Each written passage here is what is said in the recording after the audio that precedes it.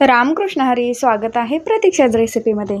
आता बघा थंडी सुरू झालेली आहे आणि थंडीमध्ये बघा मेथी, आवळा हे म्हणजे कमी दरामध्ये आपल्याला मिळतं आणि बघा हे थंडीमध्ये शक्यतो खावं. आवळा खाणं म्हणजे खूप महत्त्वाचं असतं.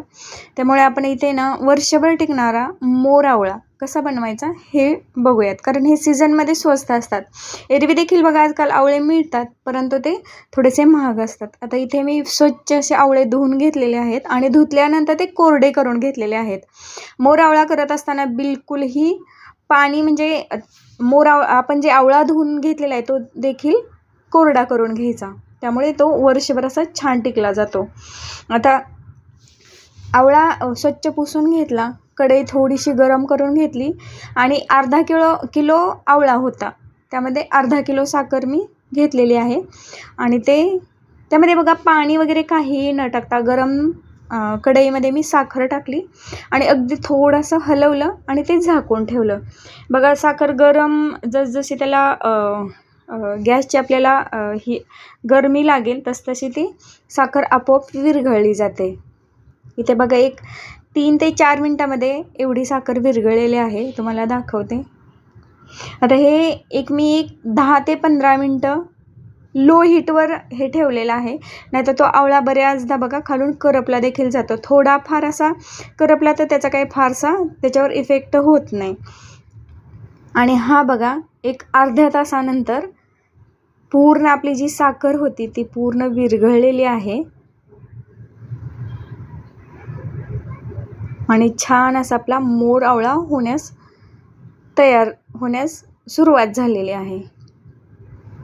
बघा हे पूर्ण प्रोसेस होण्यासाठी 1 तासाचा अवधी लागतो, तरच तो मोर आवळा छान असा होतो आणि छान असा त्याचा पाक देखील साखरेचा होतो आणि तो वर्षभर असा टिकला देखील जातो. तुम्ही त्या मोर आवळा करताना जर घाई केली तर त्याची बघा रेसिपी बिघडू शकते. त्यामुळे मोर आवळा करत असताना त्याला व्यवस्थित असा टाईम द्यावा लागतो आणि पूर्ण जी प्रोसेस करणार आहोत आपण ती लो हीटवरच करून घ्यायची आहे.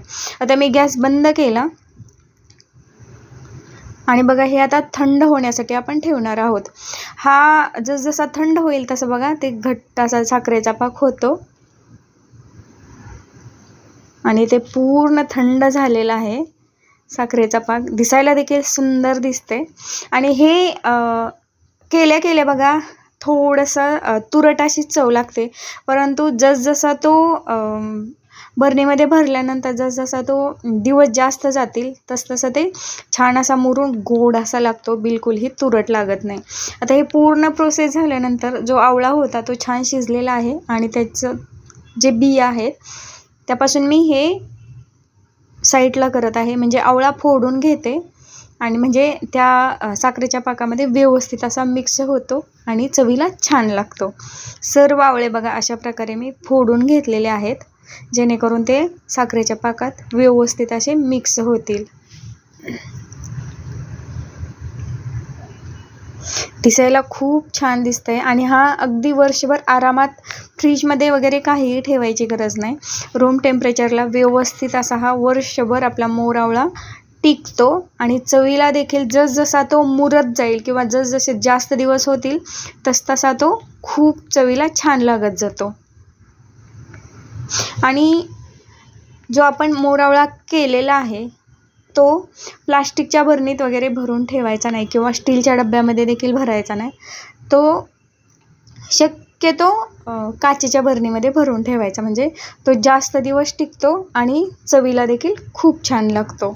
तो खराब होण्याचे चान्सेस फार कमी असतात.